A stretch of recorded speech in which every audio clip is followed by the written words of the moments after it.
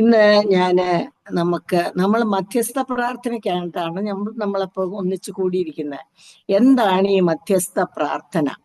മധ്യസ്ഥ പ്രാർത്ഥന എന്ന് പറഞ്ഞു കഴിഞ്ഞാൽ നമ്മൾ എപ്പോഴും ഓർക്കുന്നത് കാത്തലിക്സ് ഒക്കെ അമ്മയെ മധ്യസ്ഥ പ്രാർത്ഥനയ്ക്കായിട്ട് എടുക്കുന്നു, അപ്പൊ പുണ്യാളന്മാരെ വിളിക്കുന്നു അല്ലേ?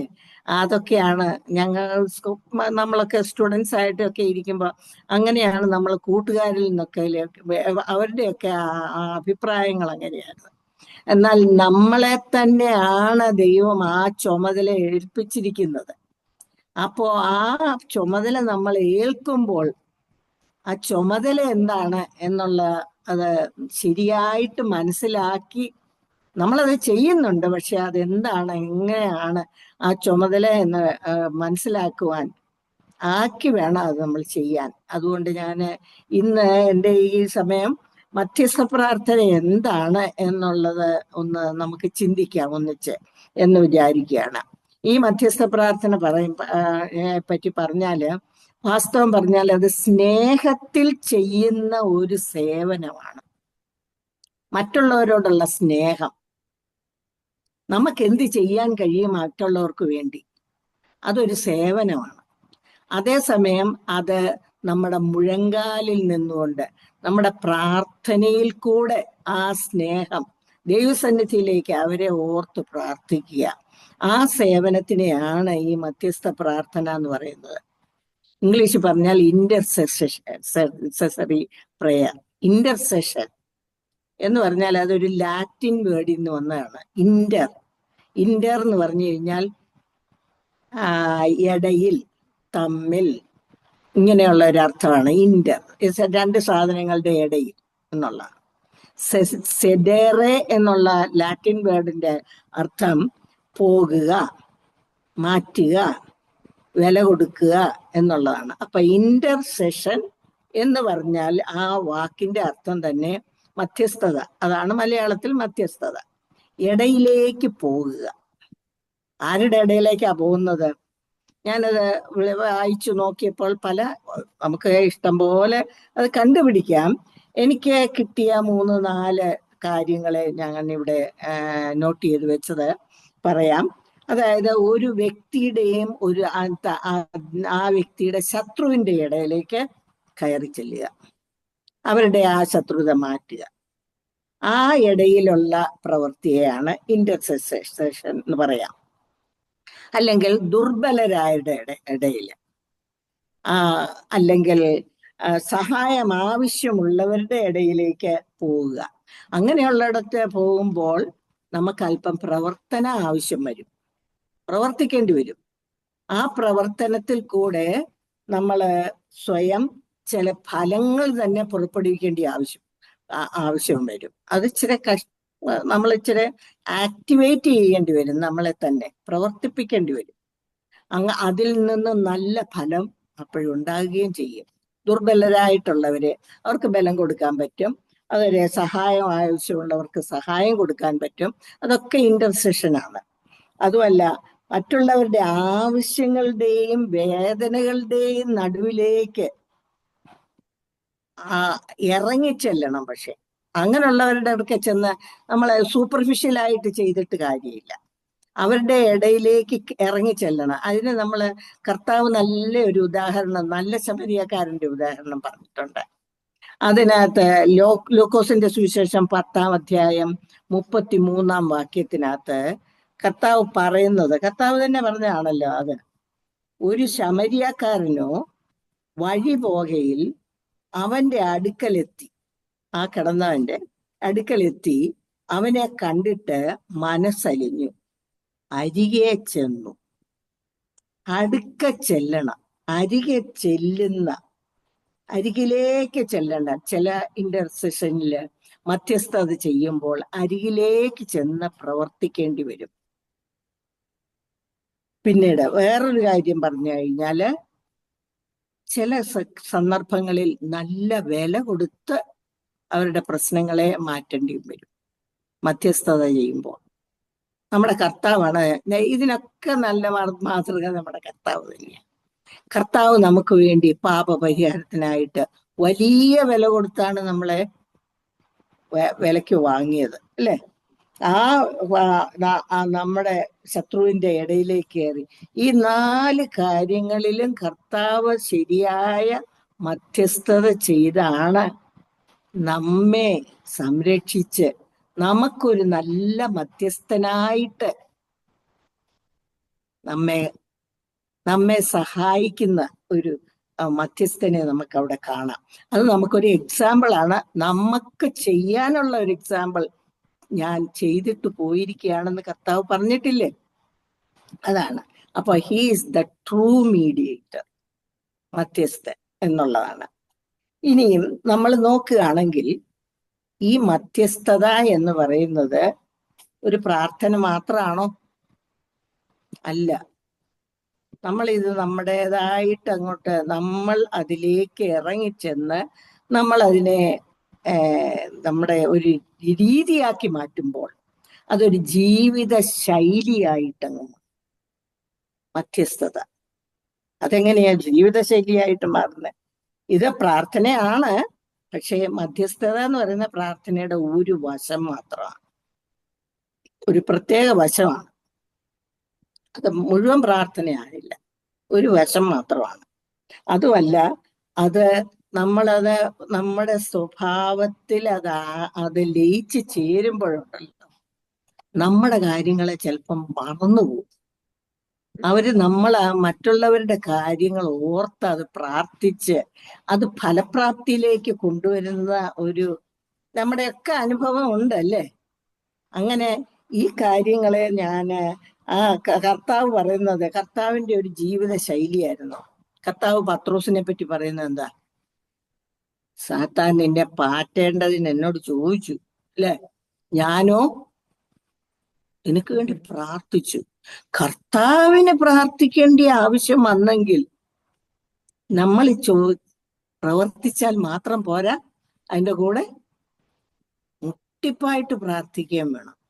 പത്രോസിന് വേണ്ടി കർത്താവ് പ്രാർത്ഥിച്ച് അത് നേടിയെടുത്തു, പിതാവിനോട് പ്രാർത്ഥിച്ചു.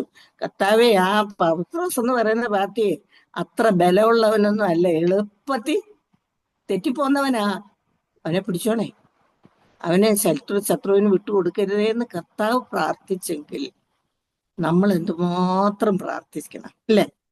നമ്മൾ അതാണ് കർത്താവിനോട് കൂടെ നടന്നവർക്ക് വേണ്ടി കർത്താവ് മധ്യസ്ഥത ചെയ്തു എങ്കിൽ നമുക്ക് അത് വലിയൊരു പാഠമായിട്ടാണ് ഇരിക്കുന്നത്. അപ്പൊ കർത്താവിന് അതൊരു ജീവിത ശൈലിയായിരുന്നു, നമുക്കും അതൊരു ജീവിത ശൈലിയാക്കി അത് മാറ്റണം എന്നുള്ളതാണ്. മാത്രമല്ല, കർത്താവിന്റെ കാര്യം പറഞ്ഞു കഴിഞ്ഞാല് മാർക്കോസിന്റെ സുവിശേഷം 10-ാം അധ്യായം 45-ാം വാക്യത്തില് പറയുന്നത്, കർത്താവ് തന്നെ പറയുന്ന, മനുഷ്യപുത്രൻ ശുശ്രൂഷ ചെയ്യിപ്പാനല്ല, പിന്നെ ശുശ്രൂഷിപ്പാനും. അതൊരു മധ്യസ്ഥതയാണ്.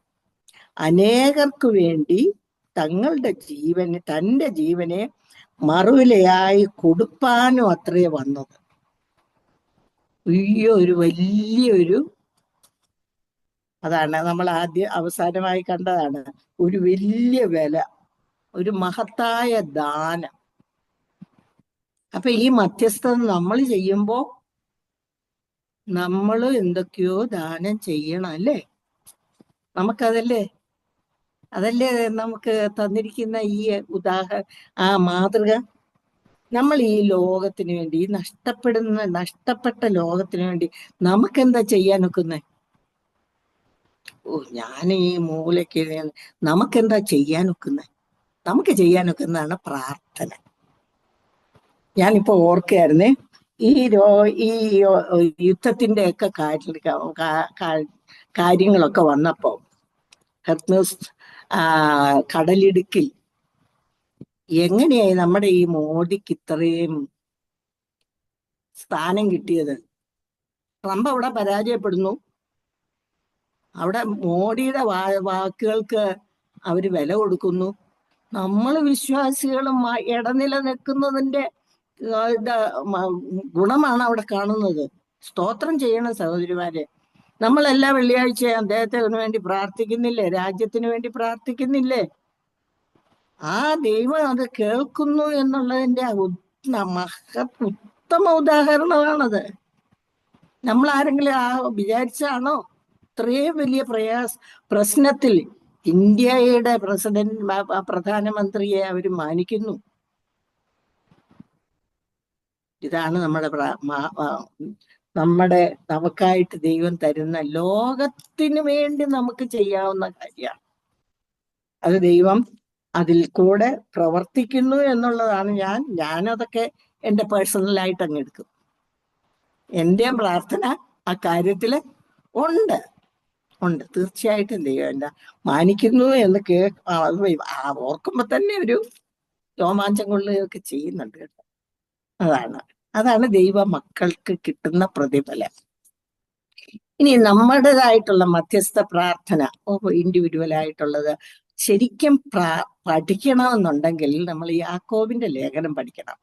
യാക്കോബിന്റെ ലേഖനം 5:16 പറയുന്നത്, തമ്മിൽ പാപങ്ങൾ ഏറ്റുപറഞ്ഞ് ഒരുവന് വേണ്ടി ഒരുവൻ പ്രാർത്ഥിപ്പിൻ. നമ്മളിവിടെ കൂടി വന്നിരിക്കുന്നത് തന്നെ ഒരുവന് വേണ്ടി ഒരുവൻ പ്രാർത്ഥിക്കാനായിട്ടാണ്. പക്ഷെ അവിടെ അതിൻ്റെ മുമ്പിൽ ഒരു പ്രീഫിക്സ് കാണാം, തമ്മിൽ പാപങ്ങളെ ഏറ്റുപറഞ്ഞ് എന്ന് പറഞ്ഞാൽ പോയി കുമ്പസാരിക്കണമെന്നാണോ അർത്ഥം? അല്ല, ഒരു ട്രാൻസ്പെറൻസി അതിനകത്ത് വേണം. അവളങ്ങനെ ഇവരിങ്ങനെ അങ്ങനെ മറ്റേത് ഇങ്ങനെയുള്ള കാര്യങ്ങളൊന്നും മനസ്സിൽ വെച്ചോണ്ടല്ല, ട്രാൻസ്പെറൻസിയോടുകൂടെ, വളരെ സ്നേഹത്തോടുകൂടെ. അതിന് വളരെ അത്യാവശ്യമുണ്ട്. കർത്താവ് നമ്മുടെ പ്രാർത്ഥന കേൾക്കണോ, നമ്മളെ മാനിക്കണോ എങ്കിൽ നമ്മുടെ മനസാക്ഷി ക്ലിയർ ആയിരിക്കണം. ആ പ്രാർത്ഥിക്കുന്ന ആളിനെ ഓർത്തും നമുക്ക് ആ ഒരു ക്ലിയർ മനസാക്ഷിയോടുകൂടെ ഒരുവനോടൊരുവൻ പാപങ്ങളെ ഏറ്റുപറഞ്ഞ് എന്ന് പറഞ്ഞാൽ ട്രാൻസ്പെറന്റ് ആയിട്ടുള്ള ഒരു മനസാക്ഷിയോടുകൂടെ നമ്മൾ പ്രാർത്ഥിക്കുക. സ്വന്തം ആവശ്യങ്ങൾക്ക് വേണ്ടി എപ്പോഴും പ്രാർത്ഥിക്കാൻ പറ്റും അല്ലേ? പക്ഷേ മറ്റുള്ളവരുടെ ആവശ്യം എൻ്റെ ആവശ്യം എന്നുള്ള ആ ലെവലിൽ, ആ ബാലൻസിൽ തന്നെ നമ്മൾ പ്രാർത്ഥിക്കണം എന്നുള്ളതാണ്. അതായത് സ്വന്തം ആവശ്യത്തെക്കാൾ ഉപരിയായിട്ട് മറ്റൊരാളുടെ ആവശ്യത്തിന് നമ്മൾ ഗൗരവത്തോടെ ദൈവസന്നിധിയിൽ പ്രാർത്ഥിക്കുക എന്നുള്ളതാണ്. യാക്കോബിന്റെ ലേഖനം പഠിച്ചാൽ നമുക്കത് മനസ്സിലാകും, എത്രമാത്രം ഗൗരവത്തോടെ നമ്മൾ ആ മധ്യസ്ഥ പ്രാർത്ഥനയിൽ സമയം ആയിരിക്കണം എന്നുള്ളത്. അതായത് ഒരാളുടെ ജീവിതത്തില് അടുത്ത ഒരു കാര്യം പറഞ്ഞാൽ, ചിലരങ്ങ് നീറുന്ന ചില അവസ്ഥകളിൽ കൂടി കടന്നു പോകുന്ന സഹോദരങ്ങൾ കാണും, കൂട്ടുകാർ കാണും, നെയ്ബേഴ്സ് കാണും. അങ്ങനെയുള്ള ഒരാൾക്ക് വേണ്ടി വേറൊരാള് ദൈവസന്നിധിയിൽ മുട്ടിപ്പായി പ്രാർത്ഥിക്കുന്ന ഉന്നതമായ ഒരു അവസ്ഥയാണ് ഈ മധ്യസ്ഥ പ്രാർത്ഥന. നമ്മുടെ ആവശ്യങ്ങളെക്കാട്ടിലൊക്കെ ഉപരിയായിട്ട് അവരുടെ കാര്യങ്ങളെ ഓർത്ത് പ്രാർത്ഥിക്കുമ്പോൾ അത് ഫലപ്രാപ്തിയിൽ എത്തുന്നത് നമുക്ക് കാണാം. അതെങ്ങനെയാണ്? അപ്പോസ്തല പ്രവൃത്തി 12-ാം അധ്യായം 5-ാം വാക്യം നോക്കിക്കേ. അതായത് പത്രോസ് തടവില, പാതിരാത്രിക്ക് ദൂതൻ വന്ന് വിളിച്ച് തട്ടി എഴുന്നേൽപ്പിക്കുക. പത്രോസ് അവിടെ കിടന്ന് നല്ല ഊർക്കം വലിച്ചുറങ്ങുക. തട്ടി എഴുന്നേൽപ്പിച്ചെന്നാ പറഞ്ഞത്. ചുമ്മാ വിളിച്ചതൊക്കെ കേൾക്കുന്നില്ല വാർത്ത എന്നാ എനിക്ക് തോന്നുന്നത്. കൊണ്ട് തട്ടി എഴുന്നേൽപ്പിച്ചു. എന്നിട്ട് ഇരുമ്പ് കതകുകളെല്ലാം മാറി റോഡിൽ കൂടെ കൊണ്ടുവന്നു. വെളുപ്പംകാലം ആയപ്പോഴാണ് ആ വീട്ടിന്റെ വാതുക്കെ കൊണ്ടുവന്ന് നിർത്തിയിട്ട് ദൂതൻ പോയി. അപ്പോഴും സഭ ഇതേ സബ്ജക്റ്റ് ഇതേ ടോപ്പിക് ഓർത്ത് പ്രാർത്ഥിച്ചുകൊണ്ടിരിക്കുക. ഓൾറെഡി അവരുടെ പ്രാർത്ഥന കേട്ടു, പ്രവർത്തിച്ച് കഴിഞ്ഞു ദൈവം. അവർ വിചാരിക്കുന്നതിലും നനയ്ക്കുന്നതിലും പരമായിട്ട് പ്രാർത്ഥന കേട്ടു. അങ്ങനെ അതുപോലെ തന്നെ നമ്മളൊക്കെ വിചാരിക്കും, ഈ പൗലോസിന്റെ പ്രാർത്ഥന ഞാൻ പലവട്ടം ഒന്ന് പ്രാർത്ഥന പഠിക്കുക, എങ്ങനെ പ്രാർത്ഥിക്കണമെന്ന് പഠിക്കുമ്പം പൗലോസിനെയാണ് ആദ്യം ഓർക്കുന്നത് അല്ലേ? പൗലോസിന്റെ പ്രാർത്ഥനകൾ പലതും വിശദമായിട്ട് പഠിക്കാൻ ഞാൻ ശ്രമിച്ചിട്ടുണ്ട്. എന്നാല് 2 കൊരിന്ത്യർ 1:11 എങ്ങനെ പ്രാർത്ഥനയാൽ പരസ്പരം തുണയ്ക്കണം എന്നുള്ളത് പൗലോസും പറയുന്നുണ്ട്. നോക്കിക്കേ, അതിന് നിങ്ങളും ഞങ്ങൾക്ക് വേണ്ടിയുള്ള പ്രാർത്ഥനയാൽ തുണയ്ക്കുന്നുവല്ലോ. അങ്ങോട്ടും ഇങ്ങോട്ടും തുണയ്ക്കുക പ്രാർത്ഥനയ്ക്ക്. അങ്ങനെ പലർ മുഖാന്തരം ഞങ്ങൾക്ക് കിട്ടിയ കൃപ, അങ്ങനെ പ്രാർത്ഥിച്ചു കഴിഞ്ഞപ്പോൾ പൗലോസിന് പലര് മുഖാന്തരം കൃപ ലഭിച്ചിരിക്കുക.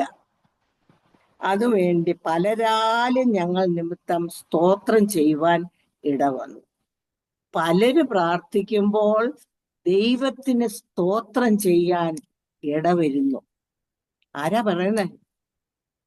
നമുക്ക് ചിന്തിക്കാനൊക്കാത്ത ഒരു വലിയ വിശ്വാസിയാണ് ഇപ്പൊ. ആ വിശ്വാസിക്ക് പലരും പ്രാർത്ഥിച്ചപ്പോൾ ദൈവത്തിന് സ്തോത്രം ചെയ്യുവാൻ തക്കവണ്ണം ആ പ്രാർത്ഥന കേട്ടിട്ട് ദൈവം ഫലം കൊടുത്തു. നമുക്കിതൊക്കെ വളരെ എൻകറേജിങ് ആയിട്ട് എനിക്ക് അനുഭവപ്പെട്ടിട്ടുള്ള കാര്യമാണ്. നമുക്ക് പലപ്പോഴും ഈ ചില സന്ദർഭങ്ങളിൽ നമ്മുടെ പ്രശ്നങ്ങളിൽ എനിക്ക് തോന്നുന്നത്, എന്റെയൊക്കെ അനുഭവത്തില് ഒത്തിരി പ്രശ്നങ്ങൾ വരുമ്പോഴാണ് ബ്ലാങ്ക് ആയിപ്പോവും. എനിക്ക് തന്നെ എന്നെ കുറിച്ച് പ്രാർത്ഥിക്കാൻ ഒക്കാത്ത ഒരു സന്ദർഭം പലപ്പോഴും ഉണ്ടായിട്ടുണ്ട്. അങ്ങനെ നിങ്ങൾക്ക് ഉണ്ടായി കാണും. അതായത് നമ്മുടെ ആവശ്യത്തിനു വേണ്ടി സ്വയം പ്രാർത്ഥിക്കാൻ സാധിക്കാതെ വരുന്ന ഒരു സമയം. ഇങ്ങനെയുള്ള സന്ദർഭങ്ങൾ പൗലോസിനും ഉണ്ടായിട്ടുണ്ടായിരിക്കണം. അതുകൊണ്ടാണ് പൗലോസ് എന്താ പറയുന്നത്? വീണ്ടും പോലെ പ്രാർത്ഥിക്കേണ്ടത് എങ്ങനെയെന്ന് ഞാൻ അറിയുന്നില്ല. ഇങ്ങനൊരു വലിയ സന്ദർഭത്തിൽ എങ്ങനെ പ്രാർത്ഥിക്കണം, ഞാൻ എന്നെ ചോദിക്കേണ്ടിയെന്ന് എനിക്ക് അങ്ങോട്ട് അറിയത്തില്ല കർത്താവേ. അതാണ് അങ്ങനെ എനിക്ക് മനസ്സിലായിരിക്കുന്നത്. അപ്പോഴെന്താ ചെയ്യേണ്ടിയേ? ഒരുവന് വേണ്ടി ഒരുവൻ പ്രാർത്ഥിക്കുക. അങ്ങനെ ഇരിക്കുന്ന സന്ദർഭത്തിലായിരിക്കും വേറെ ആളുകൾ ഉപവാസമെടുത്തായിരിക്കും അതിനു വേണ്ടി, എനിക്ക് വേണ്ടി പ്രാർത്ഥിക്കുന്നത്. അങ്ങനെ പല അനുഭവങ്ങൾ പൗലോസിനുണ്ടായി. അതാണ് മധ്യസ്ഥ പ്രാർത്ഥന. നമുക്ക് നമ്മളെ കുറിച്ച് പ്രാർത്ഥിക്കാൻ ഒക്കാത്ത സമയത്ത് മറ്റുള്ളവര് ആ സ്നേഹത്തിൽ, ആ മുഴങ്കാലിൽ നിന്ന് പ്രാർത്ഥിക്കുമ്പോൾ അതാണ് കർത്താവ് പറയുന്നത്. കർത്താവ് എന്താ പറഞ്ഞേ? തമ്മിൽ തമ്മിൽ ഭാരങ്ങളെ ചുമക്കുക. അത് കർത്താവ് ആഹ്വാനം ചെയ്ത കാര്യമാണ്. തമ്മിൽ തമ്മിൽ ഭാരങ്ങളെ ചുമക്കുക. അത് കർത്താവ് പറയുന്ന സഭയോട് പറയുക. സഭയെന്ന് പറയുന്ന ക്രിസ്തുവിന്റെ ശരീരമാണല്ലോ. പല അവയവങ്ങൾ, നമ്മളൊക്കെ ഓരോ ചെറിയ അവയവങ്ങൾ, മേ ബി ഒരു സെല്ലായിരിക്കും അല്ലേ ആ വലിയ സഭയുടെ ഞാനിത് വായിക്കുമ്പോൾ കൂടുതലും ഞാൻ പഠിപ്പിച്ചിട്ടുള്ളത് ഹ്യൂമൻ ബയോളജിയാണ്. ഇപ്പൊ ഹ്യൂമൻ ബയോളജി ഒക്കെ പഠിപ്പിക്കുമ്പം ഈ കോർഡിനേഷൻ, നെർവസ് സിസ്റ്റത്തിന്റെ കോർഡിനേഷൻ ഒക്കെ പഠിപ്പിക്കുമ്പം ചില എക്സാമ്പിൾസ് കൊടുക്കും. അതായത് താഴെ കിടക്കുന്ന ഒരു ചെറിയ പേപ്പർ നമ്മളൊന്ന് എടുക്കുകയാണെന്നൊന്ന് തിരുത്തുക, ഒന്ന് വിചാരിക്കുക. അതത്ര വലിയ കാര്യമാണോ? അല്ലേ? താഴെ ഒരു പേപ്പർ കിടക്കുന്നു, കുഞ്ഞങ്ങ് എടുത്തു, അത്രയേ ഉള്ളൂ. പക്ഷെ അതിന്റെ പുറകില് നമ്മുടെ ശരീരം ചെയ്യുന്ന എന്തൊക്കെയാണെന്നൊന്ന് ആലോചിച്ച് നോക്കിയിട്ടുണ്ടോ? കണ്ണാദ്യം അങ്ങ് അതിലേക്ക് പോയി, അത് കണ്ടു. കണ്ണ് തലച്ചോറിനോട് പറഞ്ഞു, അവിടെ പേപ്പർ എവിടെ കിടക്കുന്നെന്ന്, അല്ലേ? ആ തലച്ചോറ് കാലിനോട് പറഞ്ഞു അങ്ങോട്ട് നീങ്ങി, അങ്ങ് ആ പേപ്പറിന്റെ അടുക്കലോട്ട് പോകാൻ പറഞ്ഞു. കാല് നീങ്ങി. പിന്നെ ഈ ശരീരം മുഴുവൻ കുനിഞ്ഞ് ആ പേപ്പർ എടുക്കണം. എത്ര ഓർഗൻസ് ഒന്നിച്ചൊന്ന് കോർഡിനേറ്റ് ചെയ്താൽ നമ്മുടെ ശരീരം ഒന്ന് കുനിഞ്ഞു വരും. ആ കുഞ്ഞവിടെ നിന്നാ പറ്റുമോ? ഇല്ല. അപ്പോഴ് അടുത്ത മെസ്സേജ് പോന്നു, കൈ നീട്ടാൻ. കൈ നീട്ടി. മതിയോ? പോരാ. Grasp with your fingers. ആ ഫിംഗേഴ്സ് കൊണ്ട് അങ്ങോട്ട് ഗ്രാസ്പ് ചെയ്തെടുക്കുക. എന്റെ പൊന്നെ, ഇത്ര അവയവങ്ങൾ വേണോ ഒരു താഴെ കിടക്കുന്ന പേപ്പർ എടുക്കാൻ? ഇങ്ങനെ നോക്കിയാ എന്താ നമ്മളെ ശരീരം. ഇതുപോലെയാണ് സഭയെന്നുള്ളതൊന്ന് ഓർത്തു നോക്കിയിട്ടുണ്ടോ? ഈ സഭ കോർഡിനേറ്റ് ചെയ്ത് എന്താണ് ഈ main part of coordination? Coordinate ചെയ്യുന്നത് എന്തുകൊണ്ടാ? പ്രാർത്ഥനയാണ്. ആ പ്രാർത്ഥന കൊണ്ട് വേണം നമ്മള് ആ അന്യോന്യമുള്ള സ്നേഹം, ആ മുഴങ്കാലിൽ നിൽക്കുന്ന സ്നേഹം, അത് അങ്ങോട്ട് കീപ്പപ്പ് ചെയ്യുമ്പോൾ ആ സഭയിലുണ്ടാകുന്ന സ്നേഹം, അല്ലേ, ആ കൂട്ടായ്മ, അതിൽ നിന്ന് കിട്ടുന്ന ഫലം, അത് ഫലം പുറപ്പെടുവിക്കുന്നതാണ്. ഇവിടെ നമ്മൾ ഈ stand for the living word, ഇവിടെയും ഈ കൂട്ടായ്മ, അതാണ് നമ്മുടെ ആ എസൻസ്. ഈ മധ്യസ്ഥ പ്രാർത്ഥന, ഈ പ്രാർത്ഥന, ഈ ആ തമ്മിലുള്ള ആ പ്രാർത്ഥനയിലുള്ള ആ ശക്തി. പ്രാർത്ഥനയിലെ ശക്തി പറഞ്ഞപ്പോഴാണ് ഞാൻ ഓർക്കുന്നത്, ഒരു ആൻഡ്രൂ മുറയുടെ ബുക്സ് ഒക്കെ നമ്മൾ വായിക്കുന്ന വളരെ നല്ലതാണ് കേട്ടോ. ആൻഡ്രൂ മുറയുടെ ഒരു കോട്ട് ഞാൻ എഴുതി വെച്ചിട്ടുണ്ട്. ദാറ്റ് ഈസ്, ഹി സീസ് അബൌട്ട് ദ പ്രാർത്ഥനയുടെ മർമ്മത്തെ പറ്റി. മർമ്മം എന്ന് പറഞ്ഞാൽ അറിയാമല്ലോ, സംതിങ് ദാറ്റ് ഈസ് ഹിഡൻ, എന്തോ മറഞ്ഞിരിക്കുന്ന ഒരു കാര്യം. അത് പ്രാർത്ഥനയിൽ ഒരു മറഞ്ഞിരിക്കുന്ന ഒരു ശക്തിയുണ്ട് എന്ന് അദ്ദേഹം എഴുതിയിട്ടുണ്ട്. അത് ഞാനൊന്ന് വായിക്കാം.